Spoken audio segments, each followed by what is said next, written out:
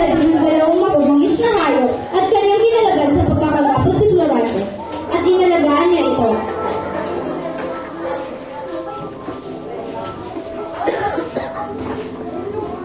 O isang moro, hindi ko akalain isang moro makakaligtas sa akin.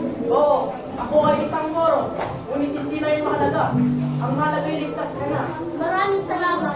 Ngunit, ako ay nagtataka kung paano ka napunta sa ganitong sitwasyon. Sapagkat nais kong malaman, halika upo muna tayo at ikakwento ko sa kanila. Ang pagsasalaysay ni Florante sa kanyang buhay. Ang aking mga magulang ay sina Duke Liceo at Prinsesa Floresca. Nung ako ay sanggol pa lamang, muntikan na akong nadagit ng kwento. Mabuti na lang at iniligtas ako ng pinsan kong si Menalipo na taga-Epero. Isang wente! Ang aking anak!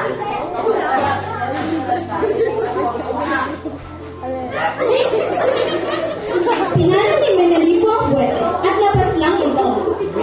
Ako'y luwas na nagpapasalamat sa iyo, Menalipo. Hindi dahil sa iyo walang tagapagmana ng tayo. Halika sa mano ko upang mapasalamatan kayo.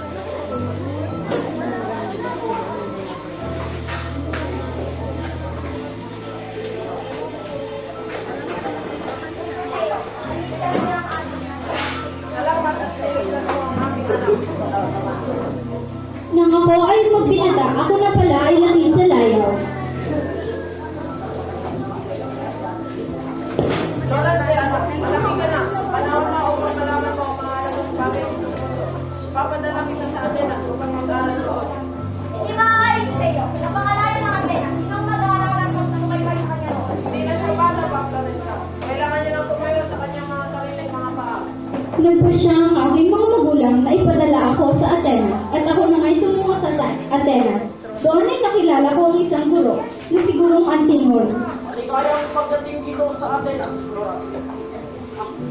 Ikinagagalak kong iyong maging guro. Ako si Antenor, sa mga guro dito sa Atenas. Pinagagalang ko kayo makilala, puro Antinor. Natagpuan niya roon si Menandro, ang naging kaibigan niya, at si Adolfo naman ang lihim niyang kaaway. Florante, Fernando at Alonso. Nais kong magsagawakan mo ng tula. Naway paghandaan niyo ito. Maging maayos ang inyong pag-ensayo. Lalo ka na, Florante. Matalino ka at talaga namang kaya mo ito. Opo, puro Antinor, hindi kayo magsisisi.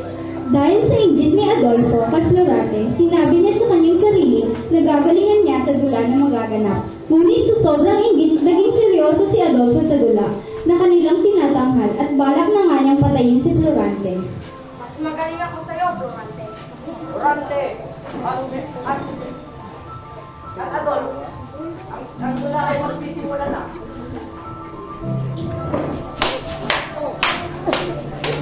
Papatay kita, Florante! Adolfo, tingin yan. Yan ang ginagawa mo. Anong ginagawa mo, Adolfo? Hindi ko kayo tinuruan upang maging sakin sa inyong kapwa-tao. Magmula nang dumating ang Florante yan dito, hindi nyo na ako napapansin. Palaging siya na lang tama, kaya dapat siyang mawala. Tumigil ka, Adolfo. Kung yan ang kagustuhan mo, lumayas ka na lang dito. Pagkatapos ng mga nangyari, ang katanggap si Florante ay nangyayang tungkol sa pagkamatay ng sinisita niyang ina.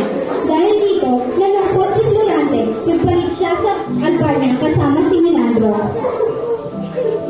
Mahal na Ginoo, may nagpadala ng mensahe sa iyo galing sa bayang Albania. Maraming salamat. Hindi ito maaari. Hindi ko ito paniniwalaan na kasi pinakikita ng dalawang ikaw. Ang aking ina. Pinandro, pwede mo ba ang samahan patungo sa bayang Albania? Sa kanyang pagbabalik sa Albania, pinaslang niya si General Osmali ang pumugbog sa Crotona.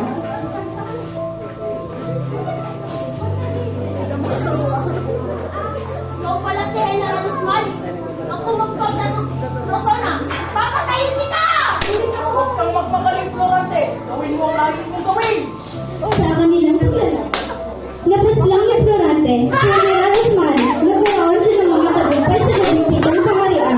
Di pa nagyaman, matapos ang iligtas si Laura sa hudang ni Aladdin na umagal sa Albania na siyang nakikipaglaban sa ilang bayan.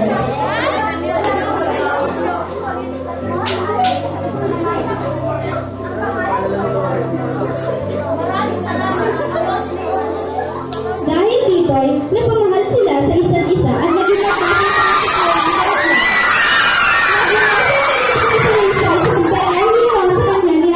matapos kunin ang trono ng Albania at agawin sa kanya si Laura. Laura!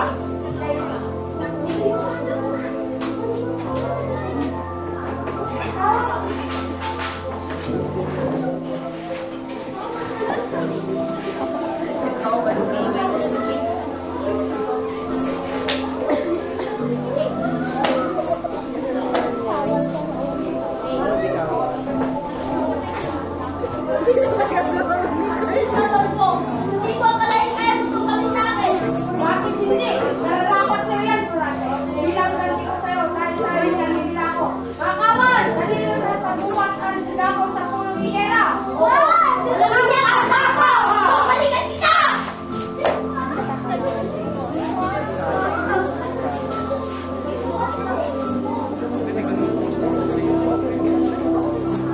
At iyon ang dahilan kung bakit ako narito at bakit naghirap ako ng lolo.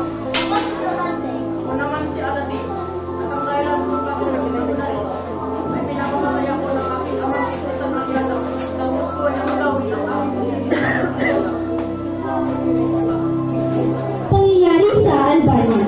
Dahil sa kagustuhan ni Adolfo na tulungan agawin si Laura, nagtapa siyang gawan ito ng hindi maganda.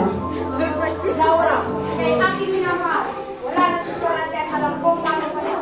Upang tuloy na tumagaw, gagawin ko ito sa'yo dahil makita. Akin ka lang, Laura. Wag! Nakikiusap ako! Parang ako na! Huwag mong gawin to! Hindi kita mahal! Hindi totoo yan, Laura! Ako ang mahal mo! Ayan na! Hindi kita minahal! Ngunit hindi natuloy ang masamang balak ni Adolfo kay Laura dahil dumating si Flerida upang iligtas si Laura. Pinana ni Flerida si Adolfo